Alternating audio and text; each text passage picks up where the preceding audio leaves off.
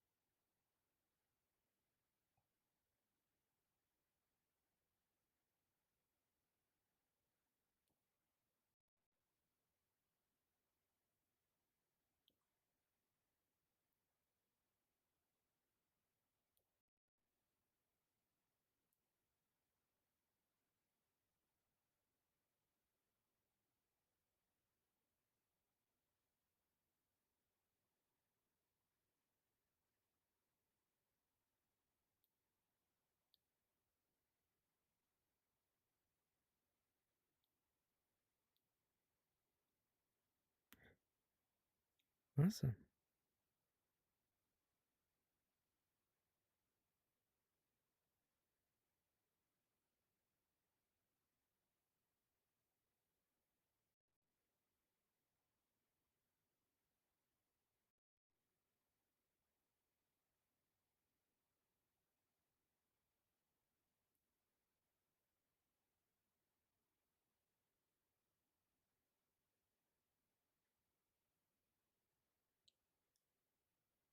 Oh, yeah.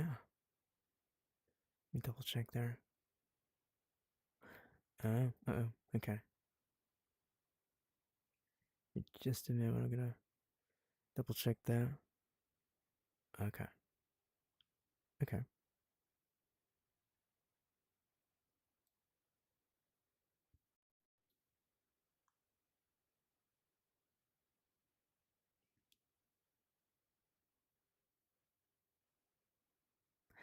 Yeah.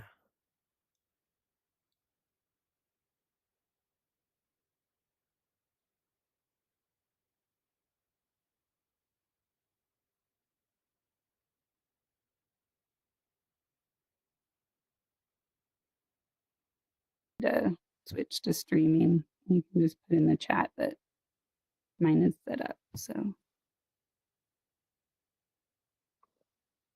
Okay. How about now? is the audio working now?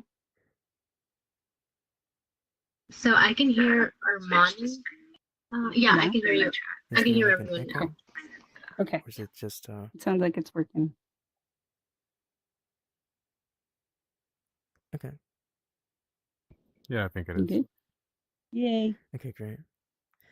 I'll try to Gotta point love the the camera at glitches. myself here, see what happens. Okay. Go for it. There you go. Yeah. Yeah, my name's Armani XR. I've been in social VR since 2017, just enjoying everything it has to offer, which is a lot. It's really quite a universe. So Yeah, there's a whole lot more to say. There's not enough words. So enjoying the journey, and yeah, this is just one step along the way. So yeah, I'll have more to say later on.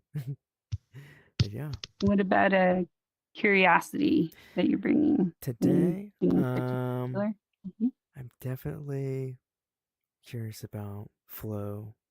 So how worlds can shape flow. Like this world in particular. If I once I zoom out, we're all kind of in the center. We've all kind of flowing into this point here. So yeah, I'm curious about that. Yeah. That's a great one. Yay. Them. Yeah, hi. So I'm Simulations. I go by Sim, and I've been playing VR chat since around 2018. I was a desktop user at first, and then I got my headset around 2021.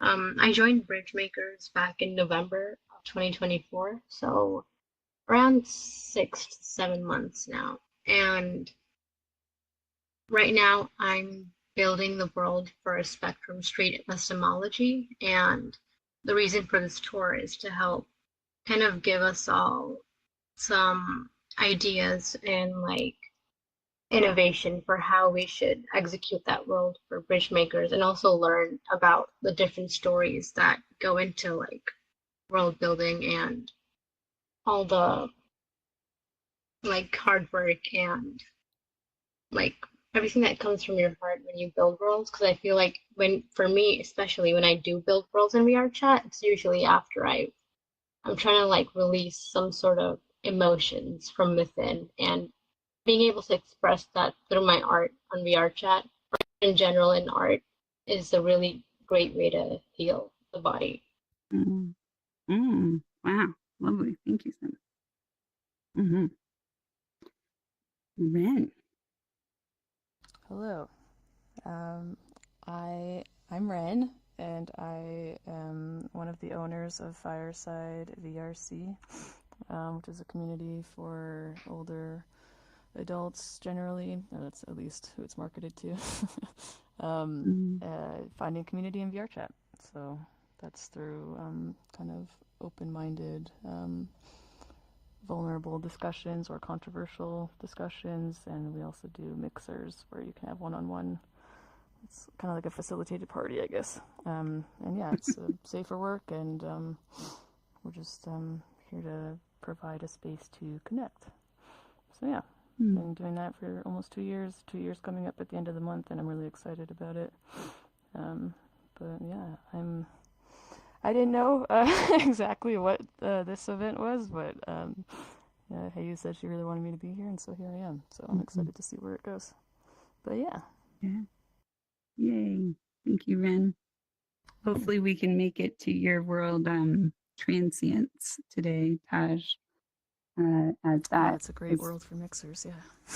Yeah, I think that'll be a really good place to land us from that bridge between world building and community building, because I had the pleasure of being at one of Fireside's events in that world, and it just was kind of an extra bright moment for me to go, I see it. I see how it works. I see proof of it working this way. So I'm actually hosting one tonight. Maybe I'll use transients again.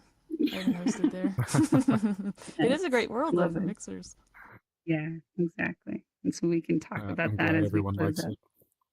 Yay. Okay, NX. Hello. Hello. I'm. He told me that he was lagging a lot, just in case he's cutting out for anyone else. Okay. Yeah. Sorry. Yeah, your voice is cutting out a lot. Maybe Ren, do you want to try introducing NX? Just a little. I can talk for the boy. NX is one of my close. Oh, shit. Sorry about that. Oh, there we go again. Okay. Good. He's one of my closest friends, and he's a staff at Fireside, and yeah, he's definitely our youngest there. but he's really great. He's a great host. He's very kind and approachable, and I think he's a memorable community leader in that way. So he's just kind of happy to be here and absorb what we go through. Yay. Welcome, NX. Hey, DJ. I'm Don. I'm an old dude.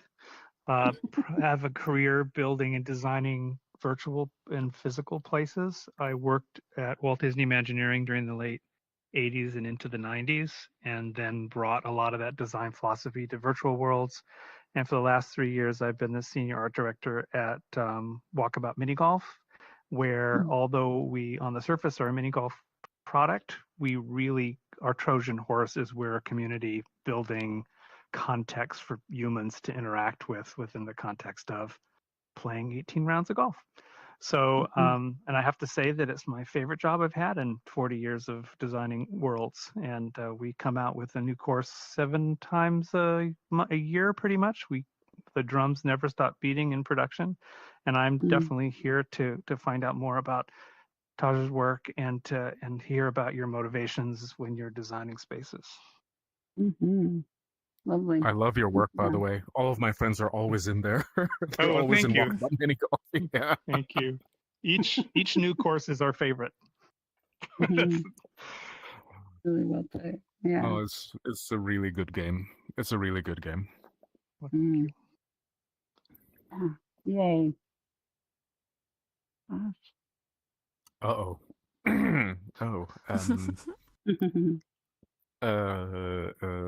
Hi, I'm Taja. You can just call me Taja. Saying Taja Suka feels like, calling my full name, which is weird for me. I guess I started using VR during the pandemic. But I went into VR Chat Plus, but not VR Chat Plus, sorry, VR Chat first. I was on desktop. I got into the Black Cat Public, and I was scared off for a while. Then I picked up a Quest headset, and I started going into Altspace, and that's where I met you. So I guess the journey started from there, and then eventually I started moving to VR Chat, and then there was the sunsetting at Altspace, and I don't know. I guess the worlds just continue on in here.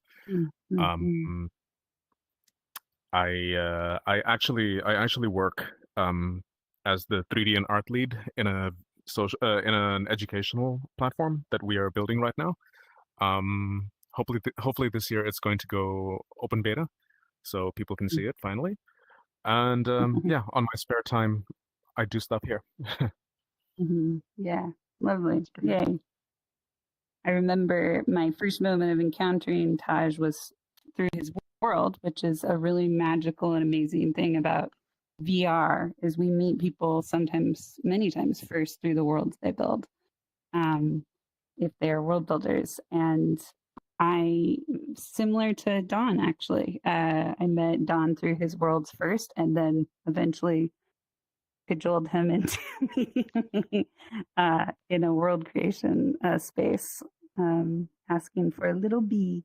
But what I realized with both of you is that there was just another category that happened inside of me when I came into your worlds.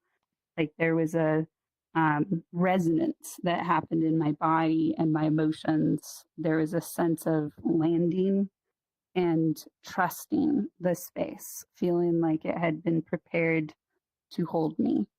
And it weirdly contrasted to a lot of other spaces where I was like, oh, why don't I feel this in these other spaces as much? I do sometimes, but maybe it's just one nook or area of that world.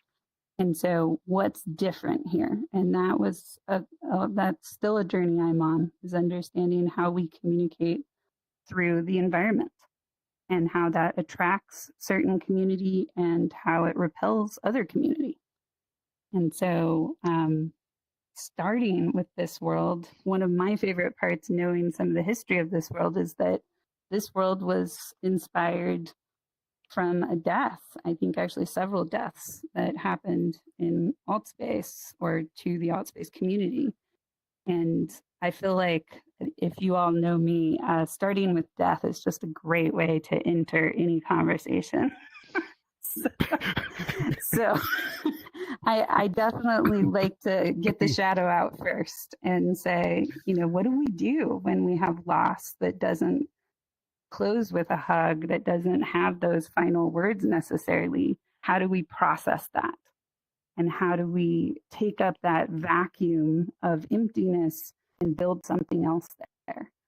And to just briefly summarize, because we're probably going to hop semi-soon here from this world, that was some of my understanding of what inspired this, is giving people a place to heal. Yeah, it was a period in Altspace. To me, it was after Max's passing, which was really sudden for all of us.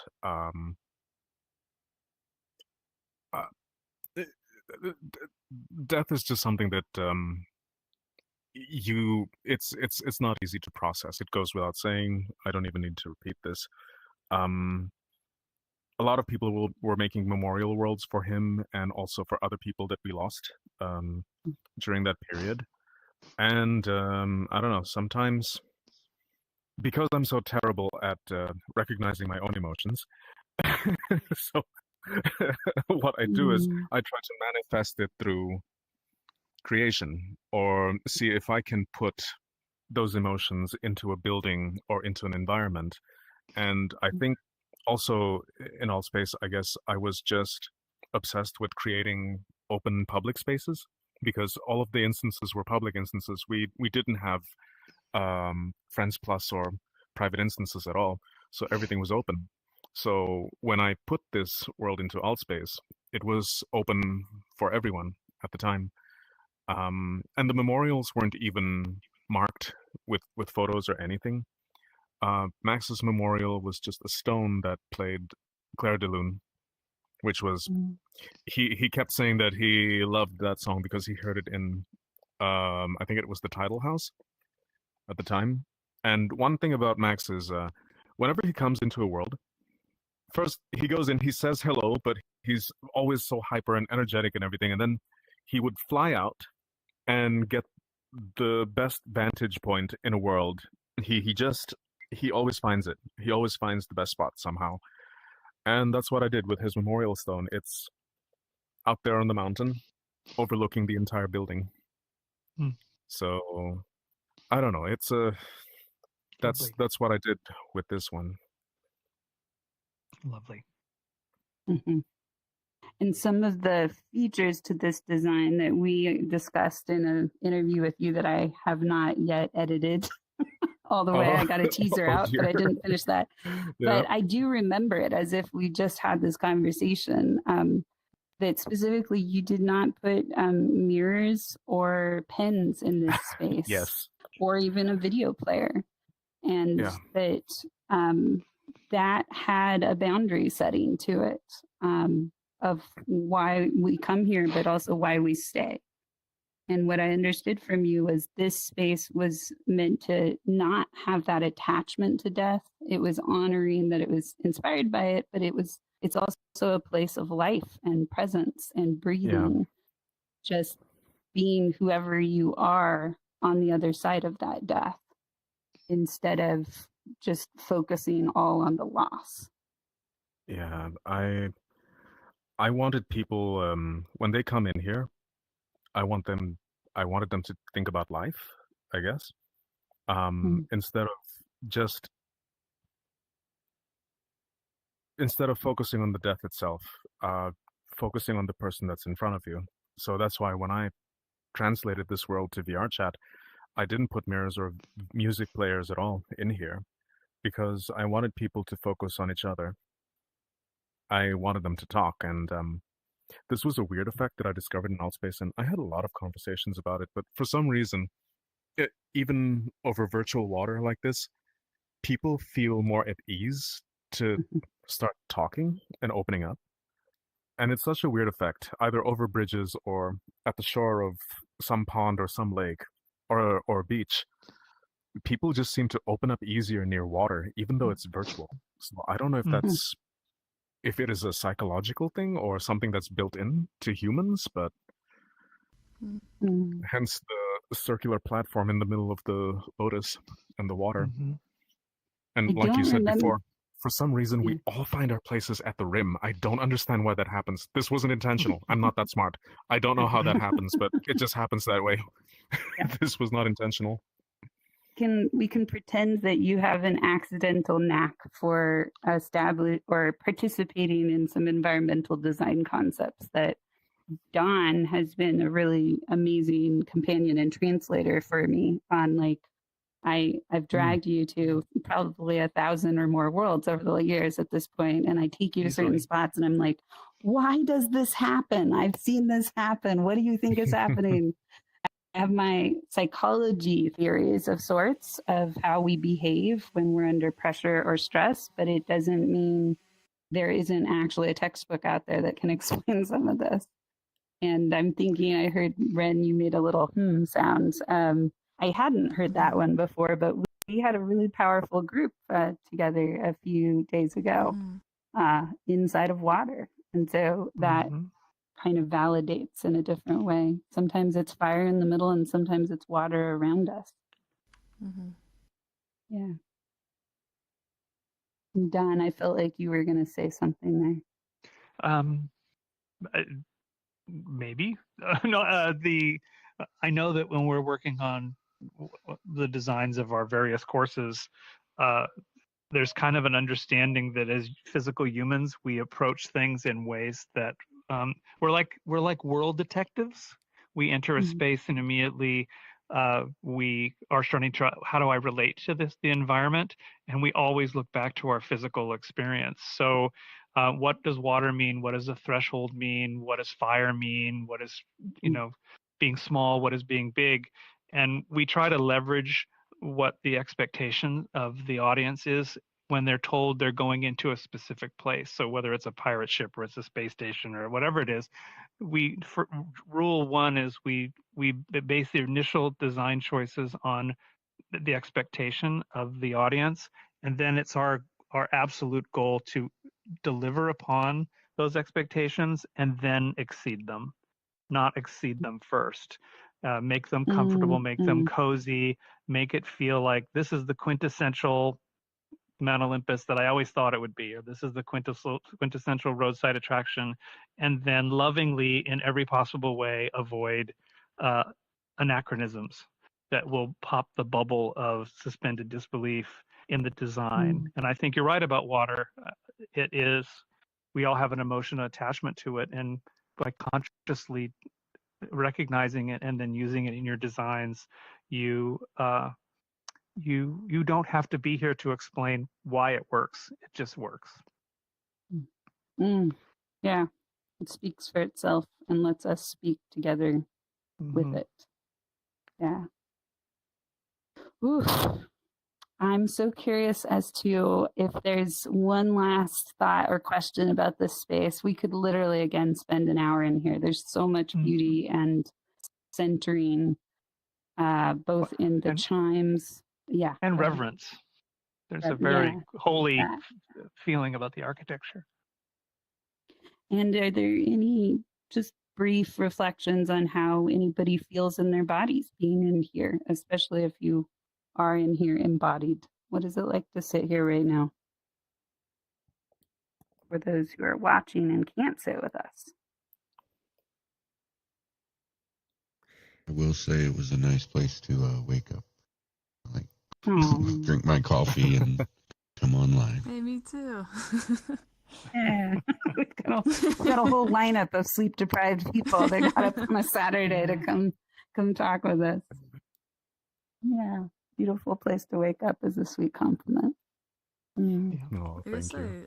I did think of, like, for me, I haven't really ever thought about how it might be like a collective or universal thing, but if I am not if I'm not doing well necessarily, but if there's a lot going on, or I feel like I'm off track or off balance in some way, like I'll like say to myself, like, I really need to go to the river, or like, oh, I need to I need to just go. And I don't know what it is that helps give me like clarity or something, or kind of recenter me when I do that, but I just know that it does have an effect. And this kind of setting here, even just like I'm in desktop, but like the sounds and seeing the water move, I think has a big impact on me, and just gets me back in that space where like it doesn't really matter what is being said. Like I'm here and I'm paying attention, and I feel like focused.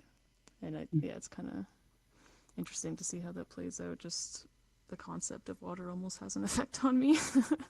But yeah, really well put. It reminds me of how much of our bodies are made of water, and that when somebody who's being born is struggling with the rhythms of their own body, their breathing, their heartbeat, etc., one of the quickest interventions these days is to take their naked little body and put it on another naked big body, ideally the mother or the secondary caregiver, and just let them feel the vibrations and skin to skin contact. And so I wonder if in a place like this, where we're technically disassociating from our bodies to be here, this brings us back into our bodies also while we are here.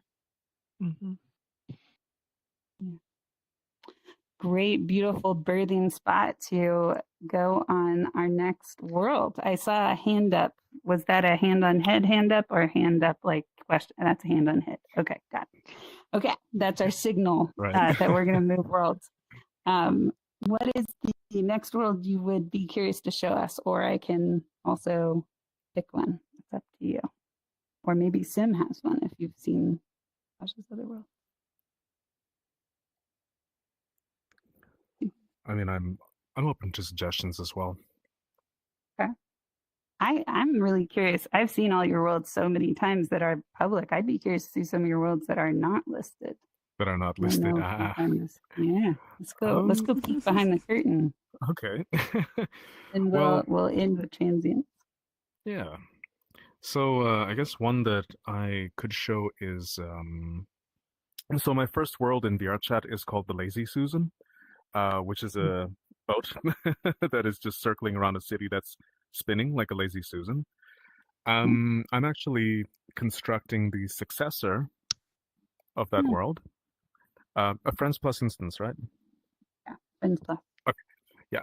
And this time it is a flying yacht, and it is called the Good Time Charlie. So, oh, wow. Well, Lazy Susan and Good Time Charlie. Okay. There we go. Okay. We are all PC, so no worries there. Thank you for checking on that, Carl.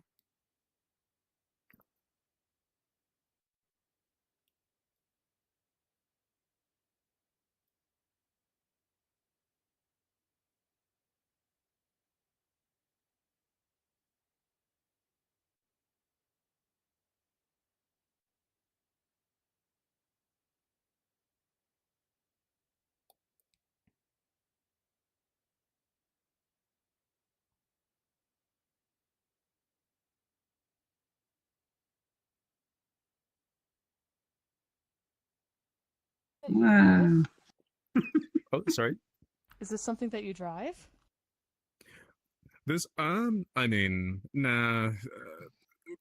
I mean, I'd love to be able to figure out how to drive this, but I think right now it's just a simple space with a rotating background for now. Okay. I was gonna say I'm glad I'm not in VR for that. Yeah. Some people get their bellies upset. I was actually in the Lazy Susan world earlier, and I was like, wow, I rarely get motion sickness, and it was definitely giving me some queasies. Oh, okay. So, but this is different. This is going, it feels like a different pace maybe or something. I don't know. It's so pretty. Yeah. So this time, I basically took the ship, and it is now flying midair, and we're just flying across the city. Wow. But it's still a gray boxing. So there's a lot of you're gonna see a lot of udon written on the actual textures, because it's just it's still blocking out. It's in development, yeah. And when you decided to build the next level of being up higher, what inspired that? What made you see a need for this space? So previously on the first one, I guess we were on the water and we were just cruising along that. And I did remember that that whole thing about water and people just opening up. I have spent time in there just basically talking to people for hours. And the same thing happens to other people as well. And I don't know, I guess me creating the next version is more like it's sort of like an exam for me because I've learned so much since I released the Susan years ago. And this one is more like sort of like a skill test of how I can make this quest compatible and as optimized as possible. So the ship itself is going to be using a lot of atlases and trim sheets. So it will probably only have about 2 materials, 2 texture sets, but it's going to be detailing everything. And the city itself is just 1 material and 1 texture set. Wow. And the billboards and the holograms are also 1 separate texture. But yeah, it's just me seeing if I can execute this better.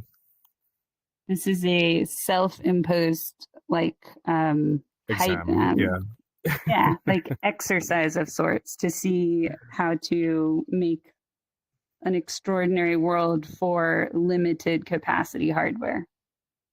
Yeah. Especially actually the one that really motivated me to start trying to make my world's quest compatible was Nico. Last year when we participated in Space Jam, he was the one that really pushed us to get the world quest compatible. And at first I was thinking, oh no, this is impossible. It's so difficult. But then I thought, you know what? Why not? Because most of our friends are also on Quest, and it feels like it would be a disservice to not try. And so I did. And ever since then, I've been trying to see if I can do it better and better. So it's been a little bit of a obsession of mine lately. Wow.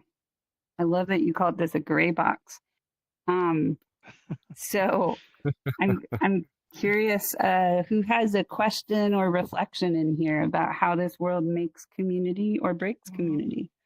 Who would this world not be good for? I'm noticing that we have a tiny Carl inside the micro version of the spaceship, which is really fun. A teacup Carl. There we go. And to use some Go-Go Loco to get up off the ground to get in here, but yeah. That's so good. That's so good. Yeah. What are you all noticing somatically? What kind of community can you see thriving here?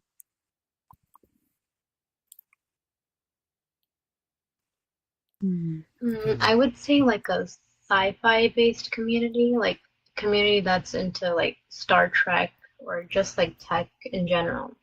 Like this looks like a nice place for that. Okay. Yeah. Like sci-fi role play. Yeah. Okay. Can you imagine what the role play would be in here?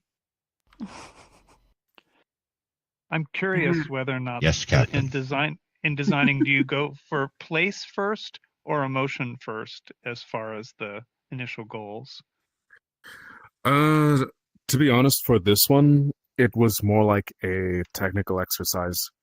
But then as I was building it, I kind of started building the environment around it and just kind of doing the lighting and putting the fog and, trying to see if, aside from this being a technical exercise, can this have that X factor that we can't quantify, the emotional side of things.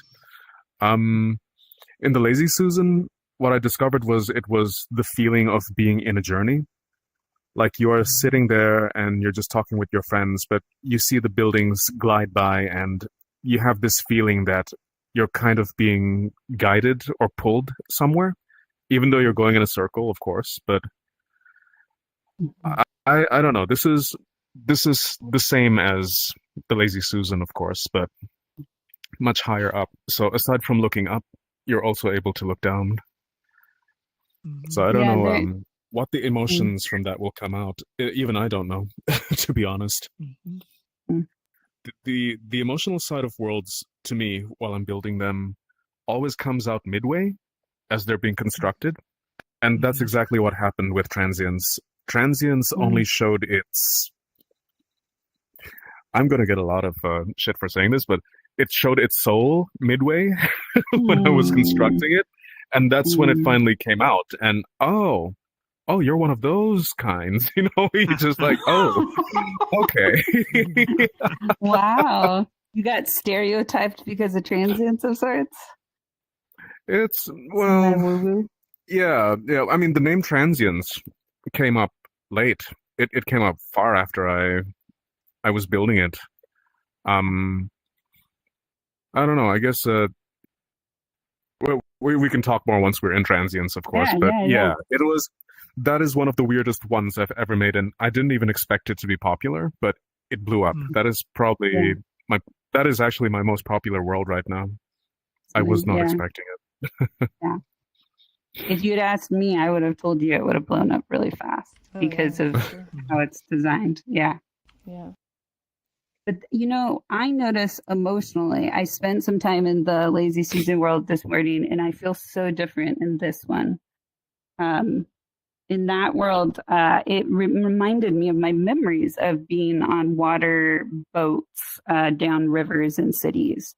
And those always had this excitement and almost like I am a tourist seeing the sights. And here I feel like a guardian that is keeping this city with the city. Feel like I'm on a tram to work. Nice. Okay. Yeah. There's a safety to this journey and this pace and this view that I didn't feel in that Lazy Susan. I also think that it's a more open space, and the Susan is very closed in and very tight. Yeah. So I can see this. If you want to see open, follow me, because we can actually stand outside. But I don't know if it's. Let's look. Yeah. So fastest way is just click this little sphere here. It's a placeholder teleporter. Nice. Wow. Yeah. Yeah. Nice. I was trying to get out earlier. This does something to me. It almost silences me. There's almost this reverence is adjacent to it, but it's a respect, I think, is more closely. I feel respectful because now I'm not just the viewer inside the ship. I can also be viewed. And there's a sense of I am small, but I am part of something. You can get on the top. Yes, nice. Get on the top. There is a style to you, Taj, and what you do that to me combines a type of, I would almost call it topian. It's not utopian and it's not dystopian, but a topian universal village vibe of the imagination that was born in me from your worlds was not fetishizing alien life and not vilifying it. Just feeling a sense of hopefulness almost. I want these worlds to be true. And I want to exist in a future where I can know they are true. And to me, there's almost some spirituality in that. There's some faith in that. There's some trust that something we have imagined could maybe help us find it or recognize it a little more when we get there. Yeah, it's that actually reminds me of do you remember Alan from Outspace? he Some, was yeah. he was one of the people that taught me basically how to use Unity and how to build these spaces. He once told me that the neat thing about creating VR worlds, either in Altspace or VRChat, is that it's like having a daydream, but that daydream is something that people can walk into, and you can take your friends into your daydreams. And echoing from what you said before about, it doesn't fetishize the science fiction. It's just being presented as I would like it to be.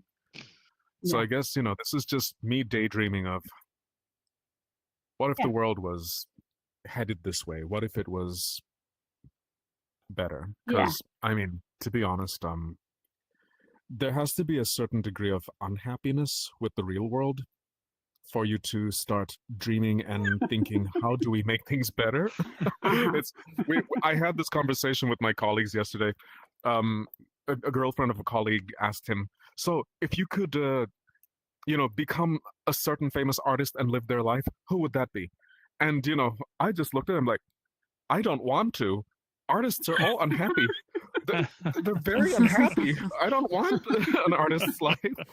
And I mean, I have like the mild version of, I guess, artist unhappiness, as in, I don't like the way the world is. I want to see what if the world could be better, and this is the best I can do, aside from other things.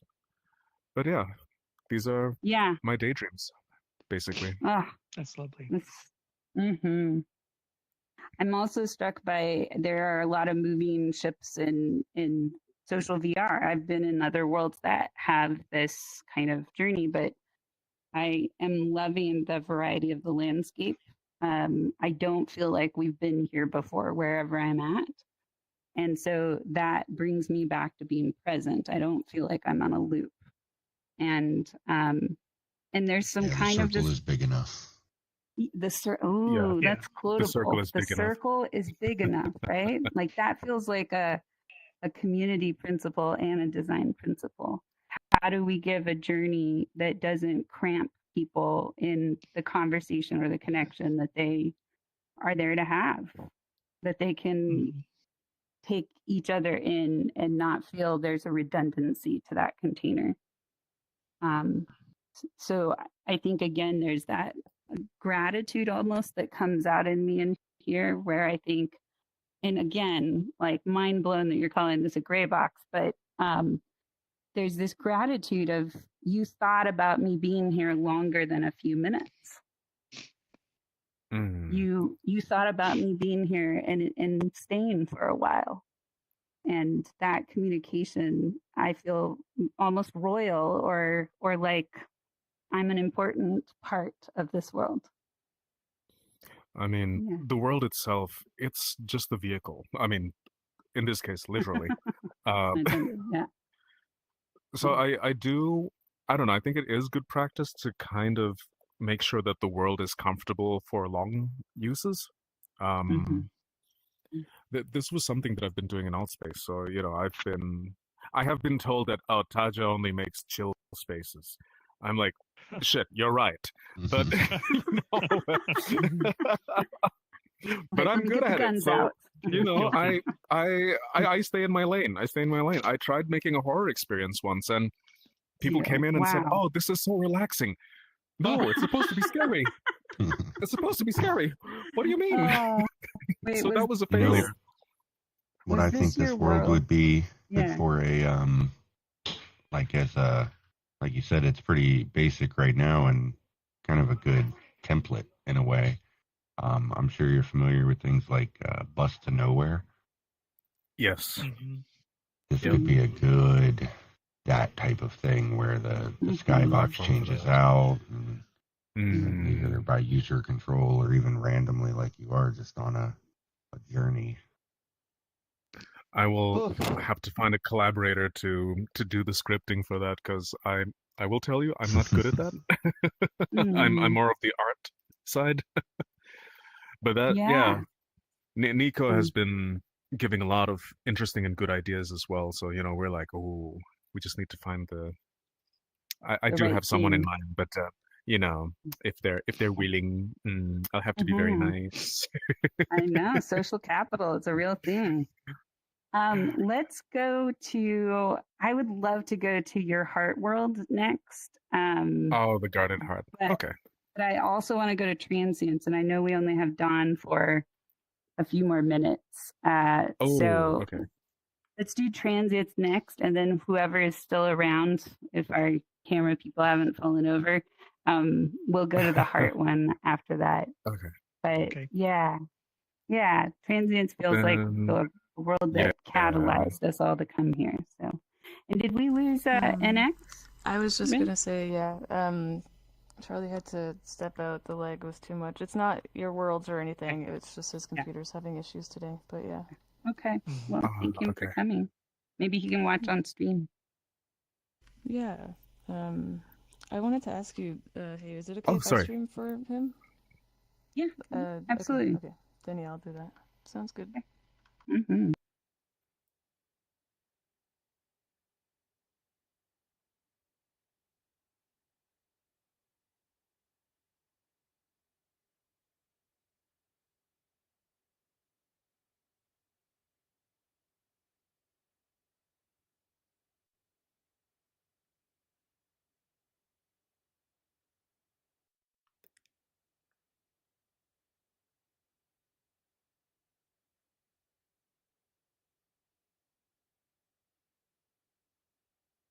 Here we are.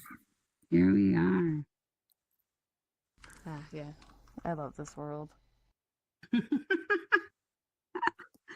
And so, Again, I did not think this was going to blow up as it did.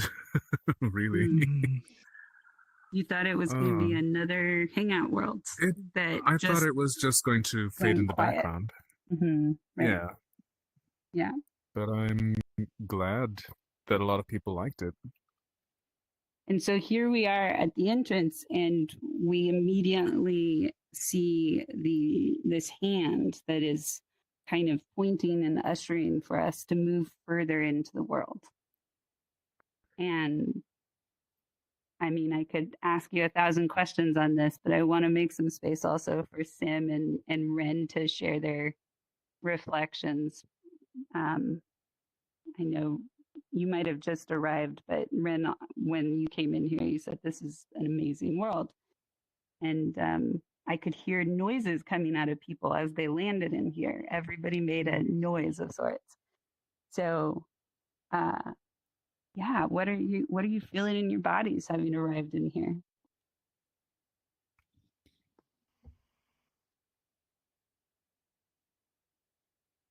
It kind of reminds me of when I was a kid, every summer for I don't know, from maybe I was 9 to or 8 to 12. I went to the summer camp, and at night they went after dinner. I think every night there was a fire pit, and it was just such a really nice. I guess the kids were, at least in my memory, really well behaved, but it was just a very calm and just the fact that we were together and it felt very safe, and all of our surroundings, it was just fire that was the lighting, and everybody was just having snacks and just happy to be there kind of thing, and it was just such a nice way to end the night every night, and I really remember those starry nights, if you will, yeah, it just reminds me of that feeling of just man, I'm just glad to be here, which is kind of Fireside's motto. But yeah. That's me inviting you.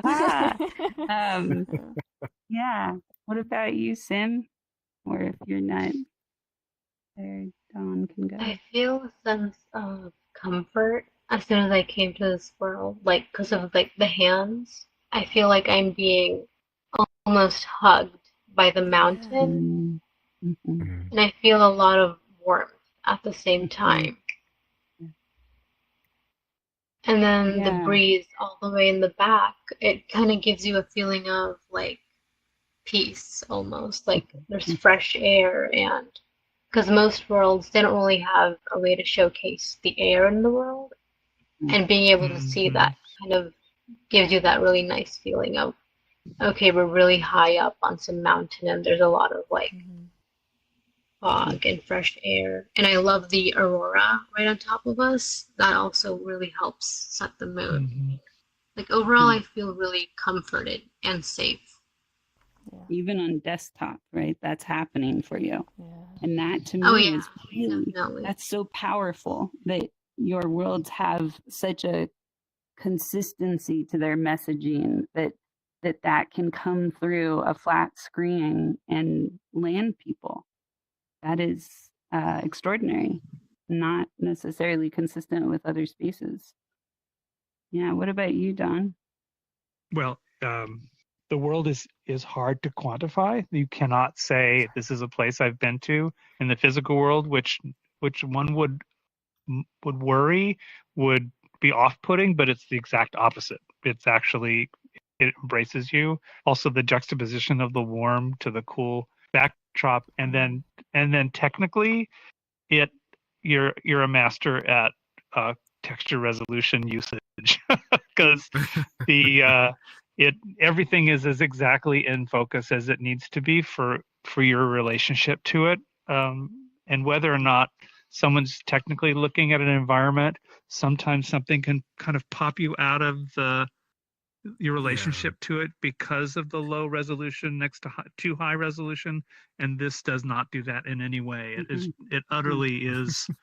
It's, I mean, even like the amount of detail in your tree is just enough, just as Sim said, to create air in the space, without saying, oh, look, they made the leaves move. It's saying there's a cool breeze here, and it makes me feel more comfortable about being in the space. Mm-hmm. Yeah, such a great description of the polarity. This puts us into a liminal flow. I can go and sit in the places that feels like where the fire is, or I can go and be on my own. And Ren, I don't know if I told you this. I want us to move a little further into the space so I can tell you all this story. But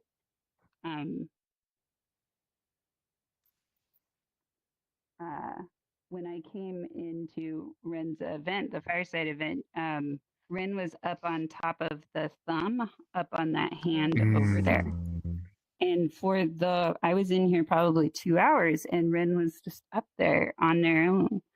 And I asked one of the other leaders, like, what's going on? Like, is Ren okay? And they said, Ren's okay. Ren's taking care of herself, and she's here with us as we heal, as we do this work. Something to that effect. And it opened my eyes. It kind of lifted the ceiling of this world at a whole other level of ways that we could create intimacy while taking care of ourselves and being completely separate. And that this world gave a grace to that separateness. That even if Ren was on the fingernail of the thumb, she was still being held in the same container as all of us. I also believe that this world allows for the flight and fight response inside of people when they come in to land. If I was a scurrying mouse, this would feel like a safe place to me. I could run underneath all the big objects and hide from the big creatures. And if I wanted to fight, this would feel like no, I already did the fighting. This is the place where I rest and eat and recuperate, and I ground. And so it's a nervous system centering that naturally lets people come to these circular spaces. And what I've noticed is that your interactables in here are sparse, and they don't necessarily have a point to play a game or whatever else, most of them. But there's so much detail and delight and novelty in them that what happened in these circles is when people were having they shared kind of vulnerability, hangover shared, maybe they shared too much or whatever, they would grab a piece of food and throw it in their mouth as almost a punctuation point to the discomfort. And it also signaled for people visually that they were done sharing and people could take up that space now. And I believe in physical settings, that is how we talk to each other with our body language, is we'll take a drink, the comedy shows where everybody goes to the refrigerator and has to have a glass or bottle in their hand. That we need to have that relationship with an object to let people know the scene has changed. I didn't even think of that. That's actually very interesting. Because I do notice that. Like, my friends do the same thing. They would talk, and when they're done, they will pick up one of the items and eat it, or they just feed it to someone else. Yeah, exactly. So, and here people and welcome do a to my lot TED of Talk. force feeding. Yeah. Yes, exactly. Yes. Right. I always find the blue cheese, and I always hunt the people that don't like the blue cheese. Like, here's the blue cheese. Because there is a blue cheese cube there. What you're talking about there, that's micro trolling, right? And we think of trolling as playful or harmful, but what you're allowing is for people to be themselves, to be tricksters, to be silly, but then to land again and recenter with each other. And I think the other piece that really strikes me about many of your worlds, but this one especially, is how many different avatar sizes and makeups, like different memed avatars and whatever, this world allows everybody to feel like they belong here. It doesn't say you should wear this kind of avatar to be here. This feels like the retreat space on a galactic trade route where people from many universes come together because they just know they'll have a safe and good time learning about other travelers. And so there's almost an expectation to relieve our eyes of these consistent colors, that we all have different avatars. We are the food of this world. We are the relief of those different spaces. And again, I know you are pretty humble about this and say, well, I didn't know any of it, but you have a deep intuition about this that I believe from our conversations also comes from the kind of village that is in your life and you are from, and that sense of what community communes together looks like.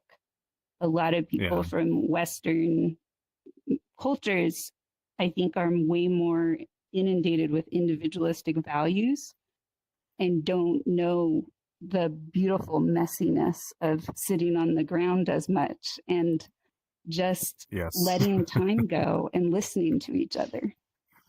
That is definitely something that I took from my culture. For context, I actually come from Southeast Asia. My father is Balinese.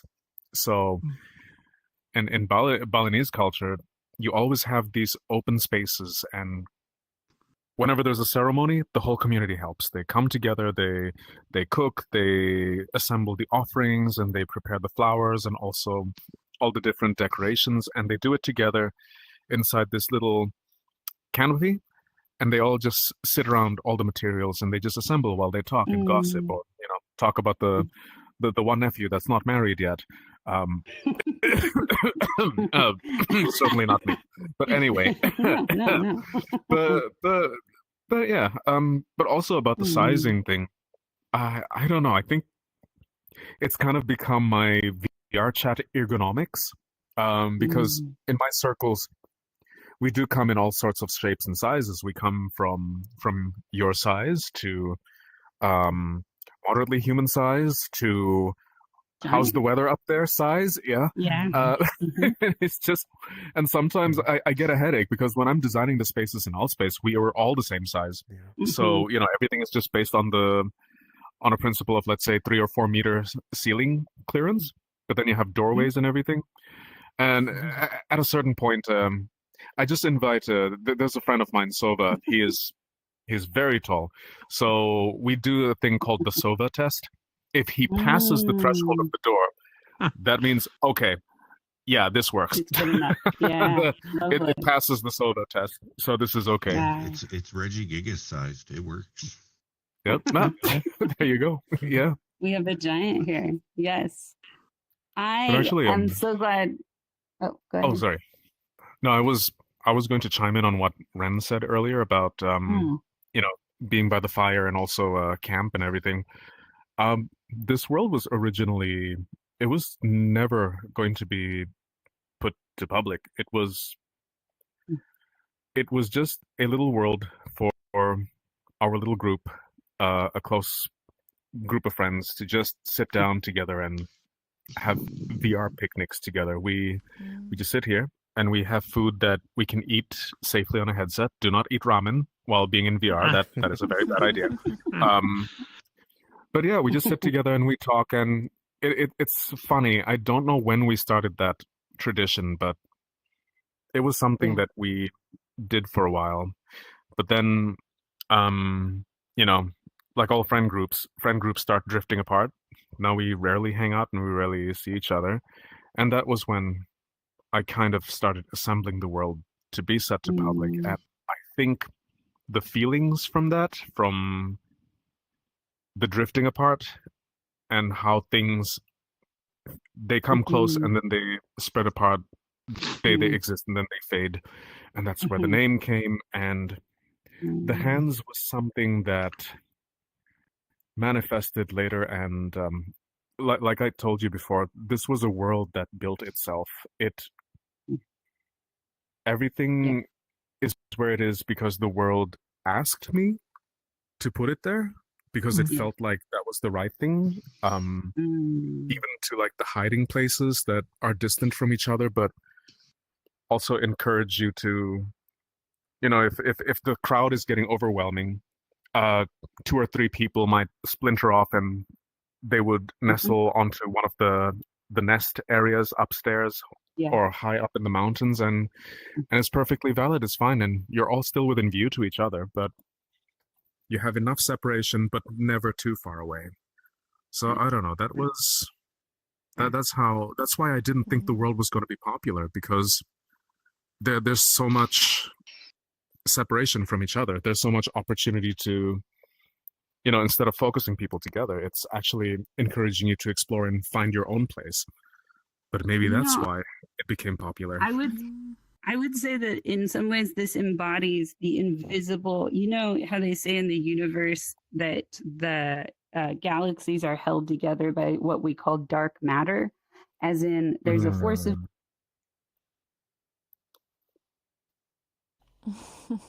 That was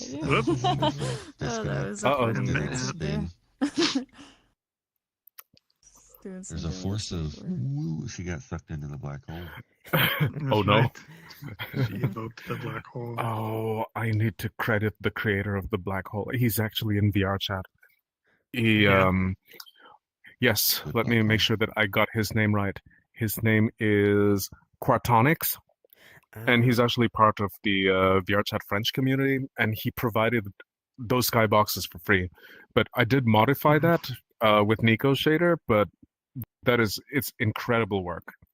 Yeah. And it's all for free. He has it on Gumroad. Basically, it's on Gumroad, and you just need to look for Black Hole Pack, Black Hole HDRI. So Starfield is him as well? The Starfield, I think, came from Nico's shader. Okay, that tracks. Yeah. It's a very good Starfield. It's Quest compatible as well. I don't know how he does it. Nico's work is black magic when it comes to shaders. My God, it's so sorry about that. My headset crashed. Don, you're next because I know you have to go here. And I wanted to say, to finish my sentence, that this to me feels like that dark matter made visible. And so everybody can orbit around these concrete spaces, almost like vortexes that are pulling us to find each other again. And I'm touched by the subtlety, but the importance of the story you just told, how we lose each other in the metaverse. That's not a book that anybody would necessarily buy, but it's an important realization that is going to happen. And how do we It's all transient. We come and go. How do we honor the separate? We're here today, but we will disappear tomorrow. So we don't know. In the metaverse, much faster. I hate that term, metaverse. Sorry, but yes, in social VR, bleh, wipes my tongue. But yeah, sorry. Meta stole the metaverse, I guess. But yeah, Don, what are your closing reflections before you have to go? Well, we use the phrase uncanny valley when we're just often describing how the depiction of a humanoid makes us feel. And I think that there's an uncanny valley, architectural uncanny valley, let's say, where we go into a place and some place can be off-putting and we don't know why. And it can be a thousand different things. And then there's canny. And I would say this is canny. This is, and I think Taja, I think your secret is because you allow your emotional reaction to the things as you place things and as you make choices with shaders and colors and with what reflects and what doesn't and how you interact with something. That's incredibly huge. And I think sort of a junior world builder can fall in love with I'm making a world, and I think a sage world builder is the one that kind of allows the world to make itself, and they're just reveling in the act of getting to participate in its creation, and then what you end up with is canniness as opposed to uncanniness. Oh, that's such a good way to put it. This is a valley, right? But it's a valley that has bones in it. It's a valley of death and honoring the messiness of gathering and losing each other. And it feels right, and it doesn't need to tell you why. You just get to experience it. And feeling right can be in the palm of the hand, could be here in the firelight, or can be up in the mountain. Your relationship to it is based upon your own experience, but it's all, the gift is that you allowed it to happen through you, and we all are the benefactors of that. Yeah. Reminds me of that song, The Whole World in His Hand, so to speak. Yeah. But in this case, the hand is open and it is just inviting, and it can hold you, but it doesn't have to. You can also wander underneath it and around it and be wherever you are. And for a group creature like Fireside, who are specifically leaning into hard talks, hard conversations, real conversations as their MO, this is a space that lets everybody find their nooks and crannies to do that with each other and then come back. Crannies and cannies. Yeah. Can we get a photo together before Don leaves, and then we will go to at least one more world? Yes, where shall we get a photo? Do you have a favorite spot, Don or Taj? I don't know. The warm light with the hand in the background, maybe? Yeah. Okay. That would be lovely. Good. All of us force feeding blue cheese cubes to each other. Wait, where did I put them? It's like, well, now you said that. Let's get the mold out. Oh, I love this. So here's the scary fact. I actually love blue cheese. Nice. Although the people I love absolutely hates it. So more for those. Interesting. Oh. Yes. Well, and if you think about it, think about how this world might smell. There's a kind of rust quality to this world. Rust. There's a potential mold piece to this world. That's right. Yeah. And look, Jose has turned into a human avatar. So we have one of our camera welcome people back. out. Yes. Yay. Okay. I think I always feel very insecure about my photoing, but I think we have one. We're a little far apart, which is kind of beautiful about this world. I want to squeeze up to people a little bit here.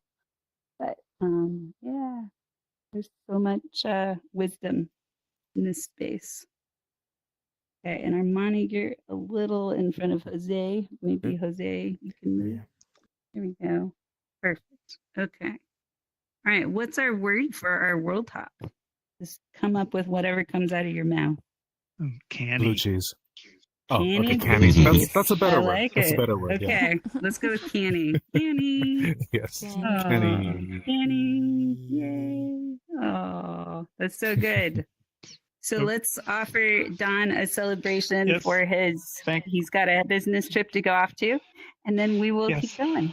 Great. Thank you for allowing me to participate, and lovely to meet you, Taja, and everybody. It was very lovely to meet you too. I'm a fan of your work. Oh, well, thank you. Ditto. Yes. Yay. Hi, Don. It's good to see you. Wow. Well, I also just want, before we leave this space, I'm curious if there was a 2.0 to this, if there was a sequel to this particular space. Do you have any images or ideas of what the rest of the story might be? So the thing is, this world is kind of like the Guarded Heart. It was, it's one of those things that I think I can only do once, and I don't know if I can replicate it.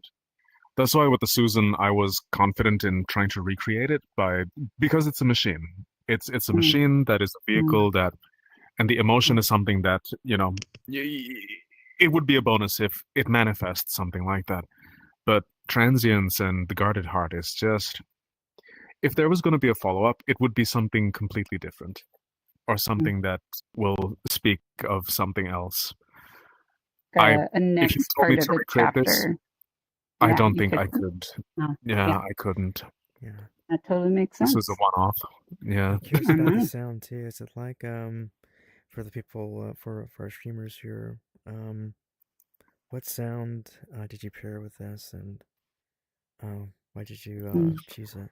For the ambient sound, well, I mean, aside from the music, that I mean, I can share the YouTube link for that one. It's a very nice sort of ambient background music. But for the actual sounds in the world, I chose. There was an asset pack that had sounds of a lakeside, and the sounds of distant birds, and also the wind, just kind of like blowing up in the mountains, because we see that we're in the valley, but outside there is a storm, or the wind is very strong, so we are shielded inside this this little bowl here. But aside from that, yeah, I actually hear the birds now. Oh, there's birds? I didn't hear It's birds. very, birds or frogs, actually. So it's just the sound of night wildlife here. I kind of like just subtle sounds like that, or suggestions that there is life. Yeah. Even out here under that thing. Under the glow of the black hole. Something else, yeah. Under the moonlight of the black hole, we bask in the nightlife. Yeah. And gamma radiation, as a friend of mine pointed out, and I'm like, don't worry, we're safe. Yeah, it's the good aliens, gamma radiation. Right? we're aliens. Yeah. Yeah. This is what we absorb, like vitamin D for aliens, gamma radiation. Although one would argue that everyone in VR chat are aliens. We all come from somewhere else. It's true.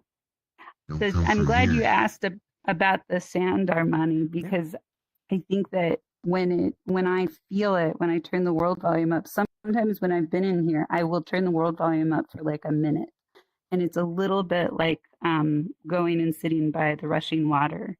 It kind of just cleanses my ears and my sense of like, I can just be in that tone, basically. And in some ways, the tone feels like what happens before, you know, a grand movie is debuted. It feels like this is the buildup. But it also, in that respect, says something is emerging. And then when I come back and I turn the volume down, the emerging is me. The emerging is us in this conversation right now. And it lands me back here again. And so there are so many ways to tell people how to be with each other without any signs, any disclosures that say, hey, don't be mean to each other. There are ways we can interrupt the speed that can naturally pick up in these spaces that pull us to go very quickly where we think we want to go. If we have a lot of linear A to B route options, we're going to go faster because we know we want to be over there, not right here and not right there. But this breaks that speed in us and makes it more interesting to be with each other. Yeah. I'm curious. I didn't get to a chance to do that this time, but many times when I do these conversations with world builders, I like to go into public instances and just sit there for an hour or two. I did that with Nico's world, just to kind of do some qualitative, experimental data gathering of what do the conflicts look like in here in a public space where nobody knows each other. How many people do I think are going to block each other when they encounter each other? And my guess, without really having any true verification of this, is this world would have lower blocks and mutes. It's not as interesting to terrorize anyone in here. It just doesn't. And even just the soft edges on everything, that keeps us from going into that linear mindset. It keeps bouncing us back to right now. Yeah. I have So been to much public about this instances of world. this, and Yeah. but yeah, it is weird. But maybe, I mean, because the world is not that popular. This isn't Black Cat. Oh We my. don't have like 1 million people Not yet. every Not day, yet. like going in. Yeah. Nah. Yeah. But yeah, we do get the occasional troll coming in, but then they try to be funny or whatever. But then they kind of stop when they realize that nobody is taking the bait. Yeah. And suddenly they're also chill, which is very weird. We condition each other quickly to ground if the environment supports that. And this space says there's going to be a cool connection around here somewhere. Keep looking. There's going to be an angle, a view, a perspective, a place to take a picture and be just connected to myself. But this was designed with a care that I be fed in this space. And eating the people is just not the most interesting thing here. There's better snacks. Eating the people. Yeah, which is what trolls do. Absolutely. Yep. It even destigmatizes furries to some degree. We've got cat beds on the floor. Like there's a way that you're gently conversing with people that everybody belongs here. And when everybody belongs all of here, my trolls. worlds, like all of my worlds, even the cities to the Lazy Susan and everything, the way I imagine them, I fully expect to have a full, diverse people in them. Every kind. Yeah. Of course, you'd have every kind of person in there, whatever shape or form. And I think that is a big difference between you as a world builder and what happens for a lot of world builders over time. When we start out creating a space, we create it for what we're hungry to connect for. We want the people we picture, our friends, our future friends, to be here. And over time, it becomes more and more interesting to be challenged in our own spaces by people who aren't like us or kind of rub us a little wrong. And to buffer that and not have to become the dictator in that space and knock people out, but to give them kind of a walkabout. Dawn's not here anymore, but I would have gotten a little points for that, right? Give people a chance to follow a path and see if something's over there that's better for them. Yeah. And your story conveys a lot of possible story in here, but not completed story. And it compels us to learn our stories with each other. And I can't tell you, of all the worlds in VR chat, I brought Dawn in here the day that I found this, and I was like, I stood on my soapbox listen to me for probably 20 minutes. And I'm just like, and it does this and this and this and this. And he was like, so now you have proof. What are you going to do with your proof? But yeah, this is, I know that feeling of feeling the chemical, emotional hunger elements come together. And then I am just a steward to constructing something that I don't even fully understand. And when I came in here, I was like, oh, this happened to you. And after you had been in a bit of a dry spell for a while with creating worlds. And so it was really lovely to see what came out after that pause. Yeah. Yeah. Let's close up in the heart, which just feels true. We started with death. We're going to close up in the heart. I will drop us a portal there. Does anybody have a final thought in this space? Love the world so much. It's one of my favorites. I'm excited to use it tonight for the mixer. You did great. Thank you. Excited to see what else you do. Yeah. That's a good way to summarize it. That's what makes world building worth it. Exactly. It's when people love it and they use it as it is intended for people to gather. So yeah. And this is not just people. This is a community leader that is holding a really unique kind of idea as a community. So that you were able to create a space that's so good for this, it's just, this makes my heart burst. So before our portal dies, somebody hop in there. There we go. Oh, yes. I don't want the dying heart. How do you do that? We'll do that there. Join. Do that there. Okay. There we go. Yay.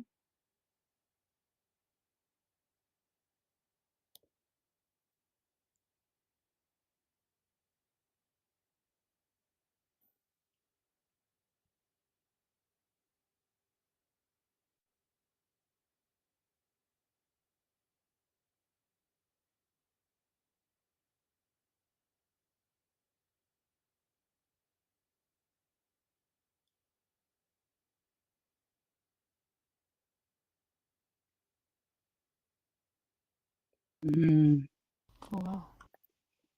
Well, you haven't been here, Ren. Who's already been here? Or is this new for everyone? Armani's been here. Wait, is that? No. Oh, no, that's not. Where did that bubble circle? What? It's just Oh my gosh. Okay. Bulbasaur. Okay. I thought it was an avatar. Oh my god. Wait, I know is the it name not? of the Pokemon. Is it an avatar? It's looking at me. Wait, stop. Me. It is an avatar. It's a person. Yes. Oh my. It's morphing. It changed gosh. shape. Ditto. It changed shape. Oh gosh. Wow. A lot of emotions. Okay. I didn't know they do that. Does it really? Interesting. Wow. Huh. You can tell you guys aren't Pokemon fans because the eyes give this away as like an illegitimate Bulbasaur. Interesting. You should have more forms. But... You're I thought it was taking an the asset, spotlight, like, Carl. Yeah. I just got, I was just We're in a world of incognito. art. You're blending into the environment, and now that you're the center. I love it. So yeah, I'm so honored to be with so many amazing people here for the first time. I feel like I never bring people here. This is my pull the emergency cord world for hard and necessary conversations. And so I have brought a whole parade of people into this world who don't know how to say what they need to say, and they say it here. Yeah. Yep, Tell us about this world. Oh, yeah. Let's cross the Should we bridge. go deeper in? Okay. Yes. Oh gosh. Yeah, I know. Yeah. Okay, let's not Yes, jump. you can actually float here. Careful about jumping. I Yeah. like walking. I like ground. Ground is good for me. Ground is good.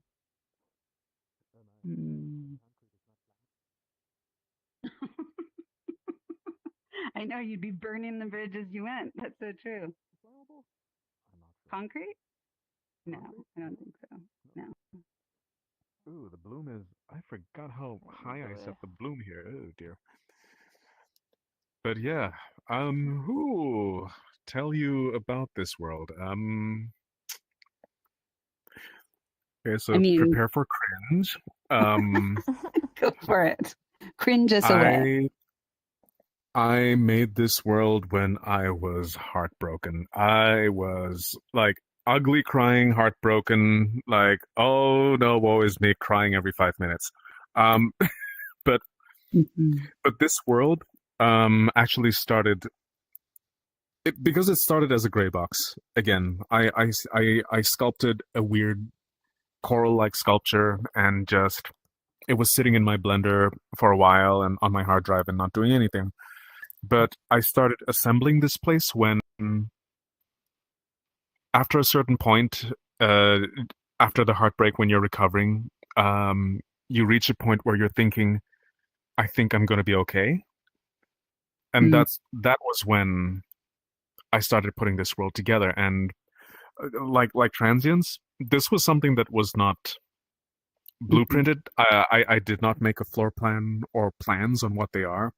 I just started basically modeling and sculpting things in Blender to see what happens. And suddenly I have a shell that has strings that glows and just moves around, surrounded inside a shell of water. And inside that shell is a maze. Yeah. So, I took a look at it, and through that process of just thinking and, again, letting the world guide me on what I wanted to do, and then I suddenly realized it's a heart. Because it's inside a shell, there are heartstrings all around us, and inside of that heart is a maze, because nobody's heart is straightforward. To get to the center of it, it's a journey. You cannot go in a straight line to get to the core of someone's heart. And the final part was basically the flip side, because there's always two sides of a feeling or an emotion. Like, at first, on the surface level, the heartbreak was painful. It was horrible. I don't want to go through something like that again, but that's life. You will go through that again. But then on the other side is, it might have been horrible, but it was a lesson. And you acknowledge that it is something necessary that you have to experience in order to become complete. To finish it. We're all put on this world to learn something, right? To get the full human experience in a way. And this is kind of like, it is a sketch of what I went through, but not necessarily coherent. It's a gibberish sketch of heartbreak. But in a way, it's also like the end of the tunnel after the heartbreak. It is the hope that comes after, the light at the end of the tunnel that isn't a train. So, it's actually a light at the end of the tunnel. It's not a train. So you're safe. You're good. Yeah. And one of the, so much touches me about that story. And it's striking to me how the last person I brought here, probably 6 months ago, or maybe a little less, was on New Year's.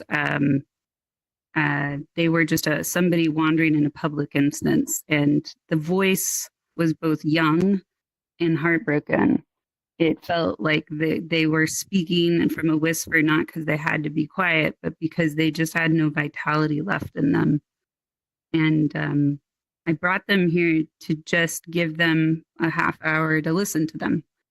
And it turned out it was like a 16-year-old boy who was suffering heartbreak from one of the first people he had ever thought he loved. And he was very, very drunk and had never even been in VR. He was in a space where everybody was, and he had gone upstairs and picked up somebody else's headset and ended up in the New Year's Eve world. And that's where I ran into him.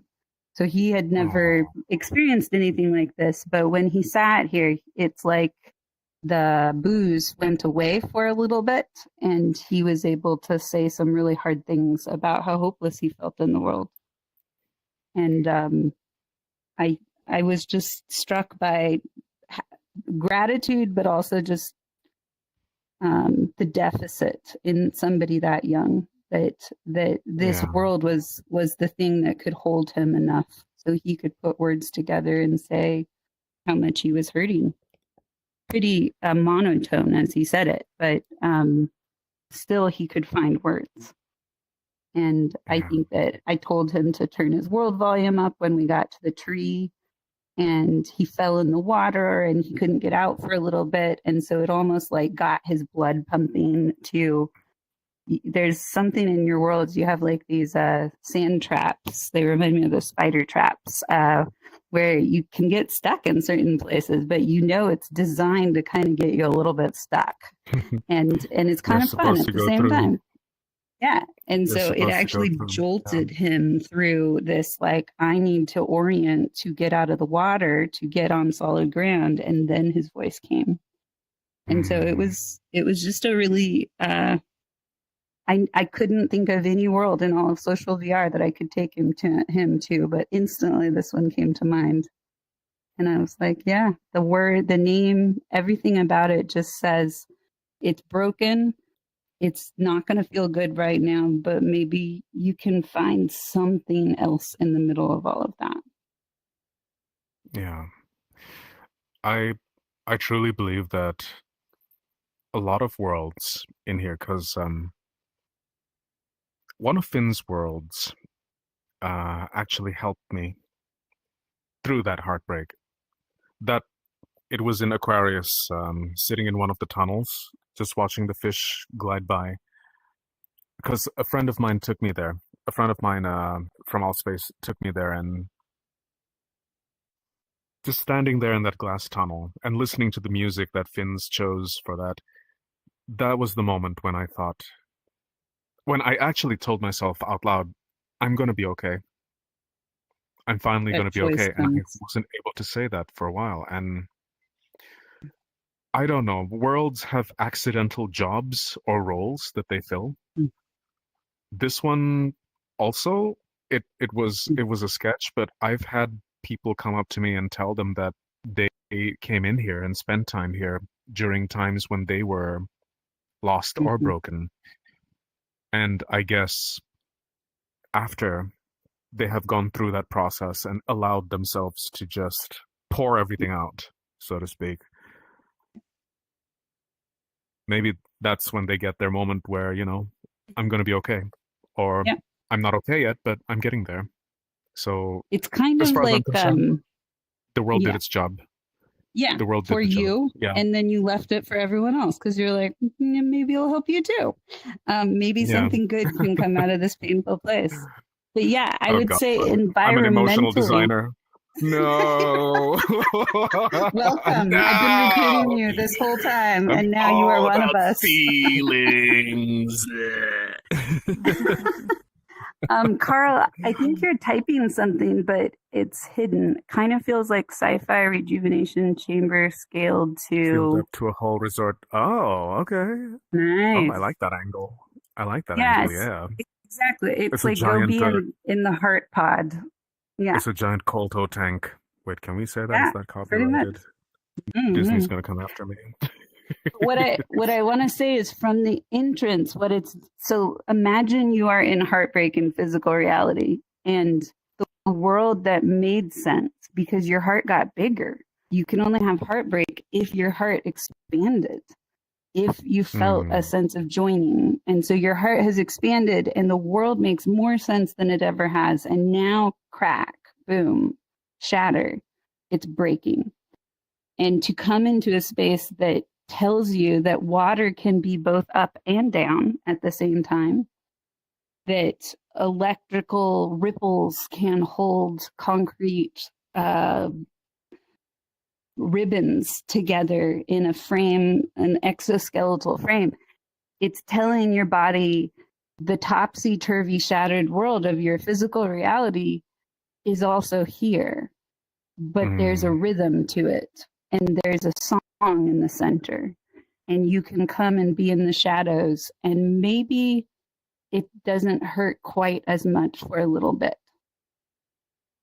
And so there's an absurdity in this world that doesn't exist in very many of your worlds, but I really appreciate and apologize to anybody who might get a little motion sickness. But if we all jump, you can find this absurdity over here. Oh, geez. It's okay this way. Yeah, let's take the ground route. Very slow thinking. I think. Oh, okay. There we go. And I'm gone. Oh, you got it. You got it. You found it. Yay. Yay. So this is the absurdity. Mostly Taja's worlds are very consistent in their aesthetic, and they all present the same story. But we have lawn chairs in the middle of Taja's heart. And there's something about the, like, my word is absurdity of that, of like, let's go sit in some lawn chairs in a guarded heart, that just allows you to stop trying to make sense of anything. Yes. It just is here, and you can use it or you can not. And there's seats that will put you right in front of each other. And then you can talk. And this is exactly what happens. It snaps you into a communion that you would not normally choose in VR chat, where we all move constantly just because our bodies are a little restless. But here these seats face us to each other, and we can share because we are held. Yeah. I've always liked placing like random sitting areas in something that shouldn't have a sitting area, I guess. Yeah. Because it's so weird and out of place that you couldn't help but use it, I guess, in a way. Yeah. It feels awkward to not sit in it. Yes, it's like, well, since it's here. Yeah. Seems like we're supposed to sit here. Not use it. Right. Yeah, exactly. This whole amazing, bizarre space has been designed, and then there's just chairs, and it's like, well, okay, I guess I'll partake by being still. Yeah. And if you could imagine, if you're intoxicated, I've never been in VR, and you're 16 years old and have just suffered heartbreak, this is like the last level that just allowed him to like access his words. I was like, okay, fine, I'm just here. Yeah. And so we're gonna go ahead. Yeah, I'm wondering too about I see a lot of green, and to me green is I think about new beginnings, new life, but it's also, at least in this space, it's also kind of it's like it's a color that motivates some sort of introspection too. I'm just curious about the choice about green and versus red or purple. Yeah. So I have to be honest. The choice to use green at the time, I think that came from Altspace. It was so back in Altspace, most of my worlds were gold. The lighting was always warm and gold, and it was always that kind of bright, warm color. So green was actually a design choice. I wanted it to be completely opposite to the other worlds at the time. But then, again, the happy accident thing, I kind of discovered, okay, the green is doing something for me. It's weird. It's not blue, but there is kind of like an in-between quality where green is a mixture between blue and yellow, of course. So, there's it's the middle. It's like it's like the middle. It's like the transitional color, like what you said before, about rejuvenation or rebirth, I guess, in a way. So from being blue or being cold and lifeless to slowly coming back to being vibrant and joyful again. Because yellow is always associated with joy, right? Wow. Also, the inside of the skeleton seems to go into a purple color, and both of those are middle colors between two extreme colors. So I'm really glad you asked that, Armani, and I'm really glad that I heard that you did not choose the color green for what I thought you chose the color green, which, this is projecting my Portland upbringing and woo-woo-ness on you, but the green is the color of the heart chakra, which is the very center chakra between both sides. Yeah. I did not know that. Yeah. Oh. And it is so when I came in here, I was like, of course it's green, it is the rebirth from both directions. It is the recentering space. And it was validates unintentional. But this is the thing. I think that when I've learned to read colors partly off of that ancient practice of the idea that we have these power centers in our bodies, because whether or not we'll ever prove that there's real science that they are, somehow an entirely different nervous system place inside of us, I still think that because they were developed over so many thousands of years, they do tell us how color impacts us. They do tell us what alignment is with our sense of power in the world. And knowing that you didn't have that awareness is just another little data point for me of going, yeah, green is probably the color of the heart in some lens of our how colors impact us. It is a healing space, and it is a broken place at the same time. Lovely. We are coming to a close here, so I want to give us each a chance to just offer. And Jose, if you're up to, I know you're haunting us still so kindly, you're up to being embodied and having a seat in our absurd lawn chair place for a moment with us, and just thinking a final question as a parting gift, or a final acknowledgement, both for Taja Suka and for somebody here who shared that we're touched and holding appreciation for something that they brought to this time. Where's Carl? It's on the table. Carl disappeared. I'm right here. I'm an egg. Oh, Carl's the egg on the table? Of course, Carl's the egg on the table. Because we need an egg on a table and a lawn chair scene in the middle of a broken heart. That's just how it goes in social VR. So just thinking about it, like, how do we close this by acknowledging that we've had a circle today? We've also gotten to just tour a small appetizer of blue cheese and yummy things of Taja's creations. And we also got to bring community leaders and early world builders and very late world builders and many different lenses to this space. And so how do we acknowledge that, both to honor you and your joyful service and heartbreak that you have turned into spaces for people to be humans together. But also, who else wants to share?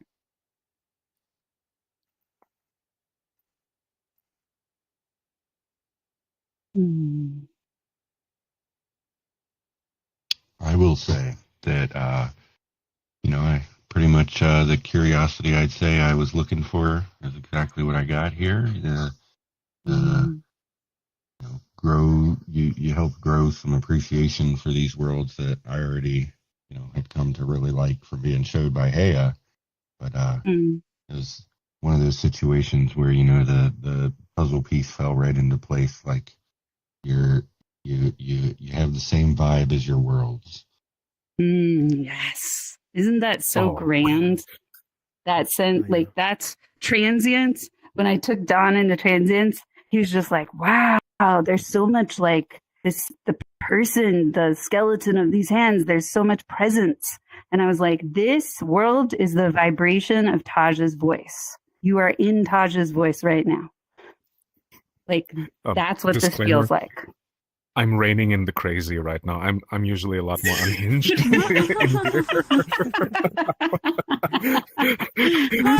So true. I'm being respectable. He settles for me and us. It's okay. Me too. Everybody settles. It's not just me. Thank you. Need to go just like let it all out after this. Thank you. And thank you, Carl, for getting that. That's exactly it. It's amazing. Yeah. Oh, I really appreciate that. Mm-hmm. Yeah. I can go on a little bit. I'll go next. As for me, I'm just thinking about, our relationship over the years, Taja, about, especially just the older memories from alt space, and what comes to mind for me is just the accessibility, really, of this experience, that you can be on Quest, and you could be, your hardware doesn't determine like how much you can enjoy of the experiences you want to share. And so just that point about access, and not just having access, but like quality, access to quality experiences in a space where you can share with your friends. Social VR can be pretty hardware locked, just with the chipsets and different varieties, and so that's really important with an experience. And I really like to applaud your work with that, because it's important, because otherwise, once the frame rate goes down, you can really experience the world as it's intended. So I appreciate that. Oh, thanks. I mean, I do try, and admittedly, I think a bit late to really try to get things Quest compatible and comfortable on the Quest as well. Again, that was Nico kicking my ass to start making things Quest compatible. But recently my computer broke down, and I was on Quest only, and that kind of further reminded me of, oh, it is hard, especially when most of your friends are PC users. Then you feel like there's a barrier that you're barred from meeting them, and of course they switch to instances where it's Quest compatible for your sake. But then you feel bad because, then I've pulled you away from your social gathering because you have to accommodate me. So I don't know. I guess I'm making it an unspoken rule that I will try to make a Quest version whenever I can, and if my skill allows me to, because it is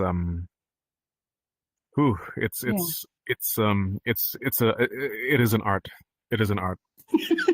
It's an art when you've already had a baby of sorts. Yeah. Like it's a culling and trimming and refining art when you're already done with what you wanted to experience and offer. And it'll land for a lot of the people that you spend time with in these spaces. So it is an extra level of gift to weave Although that in. I do find that to make something Quest compatible, you should already have that in mind from the beginning. Because trying to do that backwards, like the Watchtower house, I tried to do that. I can do it, but the city will be gone. It's that kind of thing. It's that kind of thing. Yeah. So yeah. From the beginning, thank you for that commitment, and thank you for that practical statement, Armani, because accessibility is not just for people who are differently abled, but differently abled in here takes a whole other level to it. Yeah. The people with the privilege and the internet and the hardware and the space to access the most interesting versions, and the emotional disrepair that happens when we leave our questy friends behind. So yeah, that is a lovely way to put it. Who else? Jose, I'm curious about you. My sloth friend who is unmiked, but he's got something. I always get blue cheese.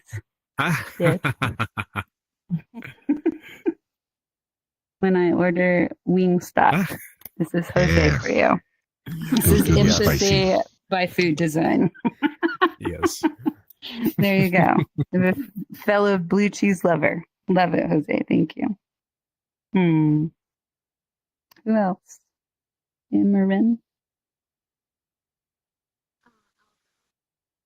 I guess I'm just kind of in, or sitting in or feeling appreciation or even awe. There's a lot that you said, Taj, that reminded me of just how it is for artists and like a lot of the things that you do. A lot like it's obviously something that you enjoy and all that, but like it's the feedback that comes from it that is really rewarding, and knowing how it moves people and how it can be useful even in your case. Like yeah, it's nice to be able to see you getting that praise, and I think you deserve it, obviously, and especially if you didn't expect Transients to be as popular as it is. I did not. Like, well, it just goes to show, though. Like, just keep following your heart, and like, there's a lot that you said about that world where the art spoke for itself, and you put things where it was because it asked for it. Like, that's your touch, right? Like, that's your artist intuition. So keep following that. It's really exciting to even be here, know you, and see what else you'll make. Thank you. And I just want to say, because I don't think anyone else heard it, but the audio backing the world music, right as Ren was, saying you deserve praise, was like thunderous applause and cheering. So. Oh, was it? It's listening. Now he did design that part, and he's got a little button. It was Anytime totally, someone that was praises, intentional. I'm Yeah. a narcissist. It was just very good timing, like the end of one track It was and good timing. live Yep. audio. So great. Thank you, Carl. Some good comic relief. And yeah, thank you, Ren. That's exactly it. Thank you. One of the pain points for me is seeing world builders like Taj, and at the same time, there are no world builders like Taj, but just world builders in general that do have a daydream, that do have a vision, and don't ever hear from the community that it landed for. They don't ever get to meet the people who felt a little more whole in the world because they went to that space. And because I experience your worlds as so clearly cultivating a better community in social VR, it just felt like the answer was to bring you a community to acknowledge what you do. And that's what this is. Oh.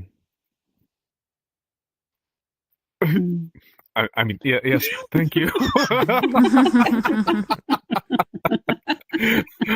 Yay. And Sim, you get to ring us out. What are you noticing? Yeah, so I want to say, first of all, thank you. Uh-oh. for sharing Your voice actually sounds like it's behind the mask you're wearing. Try again. Your audio was really low.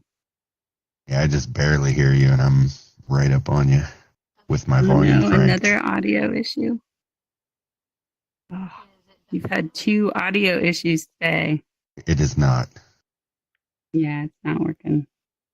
Maybe you can type I your... can, You can try different. yeah, it's either type or I can amplify, because I can hear right up close here. Right next to Sim. Let me turn your volume all the way up. Okay. Try talking.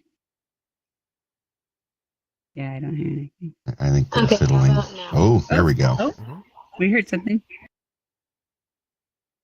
Yeah, my noise suppression was on. I just turned it off. Yeah, That helped. that helps. But yeah, I was saying, first of all, thank you so much for sharing your vulnerable moments with us and your personal experiences with the story behind the worlds that you built, and just your willingness to open your heart and reveal the challenges that you faced really helped give me profound meaning to the worlds that you've created. And through that transparency and, just life struggles, you've shown us that our own difficulties can be transformed into something beautiful and meaningful. And your courage to share those painful parts of, heartbreak of your journey has really created a space where I feel more connected and more understood with the world than I did before, not knowing the story behind it. And I feel like what you've crafted like really resonates with the authenticity, because it creates like a deeper meaning behind everything that I'm looking at right now, especially like, finding out that this world is about heartbreak. I wouldn't have known that if I didn't know about your story. And after knowing that it's about heartbreak, I feel like I can feel it on a completely different level. So thank you so much for sharing that. That's such a good way to put it. That's it. That context lets the joy and the blooming of this world reach the more painful places inside. It opens that guardedness up a bit and says, no, this was designed for what hurts also. Yeah. So yes, Taj, I think this is your crowning moment to be considered a emotional designer, as you just named it. And know that this, people cringe around the sappy and the woo-woo and the touchy-feely. There's also a desert, but it's also necessary sometimes, of emotional hunger for somebody to represent their truth this clearly. So much gratitude for what you brought in all of us together. And I hope we'll see you again with our BridgeMakers. This is the whole purpose, is to bring different sides together to have new conversations about how do we build community in a healthy way. Yeah, and thank you for having me. I think you kind of didn't have a choice. I've been bugging you for so many years that I think you just were like, okay, fine. I couldn't help it. I kept being like, leave Taj alone. I was like, but I really want Taj to be seen, and I need people to understand what you're teaching us, because the experience was also interesting. Like hearing, what Carson said about the canny thing. I didn't realize that was a thing until he explained it, and okay, that makes sense now. And Ren's story about the Fireside community gathering together, and it's amazing because that's what this world was originally. That's where it came from, and it continues to do that for many other people. So it was very nice being here, because it feels like my work is validated, vindicated. The worlds, I'm glad to know that the worlds are doing what they're supposed to do. And I know, I've made starships, I've made cities and all that, but the Guarded Heart and Transience these two places have a very special meaning to me, because it's the most honest ones that I've made. The intent, and I think this is important whenever you build a world, the intent you put into it and what you want it to do into the world and into everywhere, basically. Your intentions is what's going to carry through to it. And I've been lucky that so far, I guess, the worlds are good at speaking for themselves, because I'm a horrible speaker. I don't know how to sell it to people. This is a boat, it flies, that kind of thing. but yeah, it was very nice, and I feel okay, good. It's like knowing that my kids were able to present themselves well and made friends. They're settled. That's lovely. It kind of lands something. I don't have to worry about them anymore. Exactly. It lands something. Your worlds have a bill of health, at least from a group of BridgeMakers that are like, they are bridging and they are alive. I'm glad. I need to step out suddenly. I can't really stay till the end, but no worries. We're really nice closing to meet here. You, everyone here. And yeah, I'll probably see you all around eventually. But feel free to Thanks come for to the being mixer here, tonight. Ren. Yeah. Ren has an event, a mixer. I'm trying to join the group. Hold on, before you there's no leave. join button. Here, yeah, I can send you an invite. Absolutely, let's go. Okay. Yeah.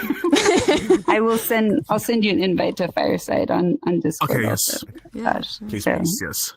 Yeah, and anybody else who wants invites, because you all there we definitely have held in here for real talk for a couple hours here. Special shout out to Jose and Armani and Carl, Byron, for holding the container and the lenses for us today, so that we could broadcast this and not get stuck in another pile of unedited videos that Hey needs to get to. You all made the bridge alive today, and thank you for your sacrifices there. More silence. We had a couple people pop in on Discord. Hey. Thanks. Yeah. Gotta figure out like some audio boosting method though. Yeah. What were you saying, Armani? Thanks, Sim, for showing us too, for just being present. Well, and I told Sim that I didn't want her behind a camera. I wanted her with us, and this was partly inspired because Sim is a growing world builder and needs mentorship and lots of world builders to recognize what incredible gift and depth and potential you are manifesting as you grow your skills. A village raises good world builders.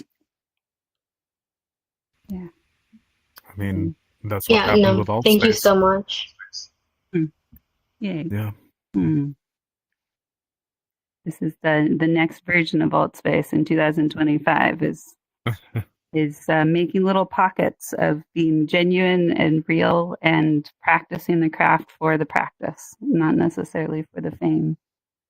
So, yay. Oh, I like that. Okay. Yeah, you can have that one. That's your tote bag for today. That's right. Yay. Okay, well, I'm going to take a body break. Thank you, everybody. We can close the stream here, and much gratitude. Bye-bye, everybody. Let's wave at Armani's invisible camera. Woo-hoo. Bye-bye.